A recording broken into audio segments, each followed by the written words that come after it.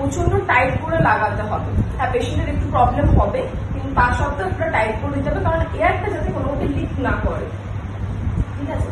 আর যদি বেশি প্রবলেম হয় আমরা এখানে কি করতে পারি, গজ রাখতে পারি, কারণ অনেকক্ষণ যদি দীর্ঘ সময় লাগিয়ে রাখা তাহলে এখানে পেশেন্টের পেন হয়, ঠিক আছে। তাহলে আমরা এখানটা কিছু পাতলা গজ, এটা যদি আমরা পেশেন্টের মুখে মাউথে একদম সেট করে দিই, সে প্রেশারটা পুরো পাবে যেভাবে তার লাগবে। ইন্সপিরেশন প্রেশারও পাবে, এক্সপিরেশন প্রেশারও পাবে। আমাদের তো মেনলি দুটোই প্রসিডিওর হয়, আমরা না শ্বাস নিই আর শ্বাস ছাড়ি, যেটা পেশেন্ট নিজে নিতে পারছে না, তাই তাকে এই সাপোর্টের মাধ্যমে রাখা হচ্ছে, মানে পেশেন্টকে ভেন্টিলেট করা হচ্ছে। সে যেহেতু নিজে নিতে পারছে না, তাই বাইরে থেকে তাকে দেয়া হচ্ছে প্রেসারাইজড করে। আর এই জিনিসটার কেন এটাকে অন্য মাস্কের থেকে আলাদা, এর স্পেশাল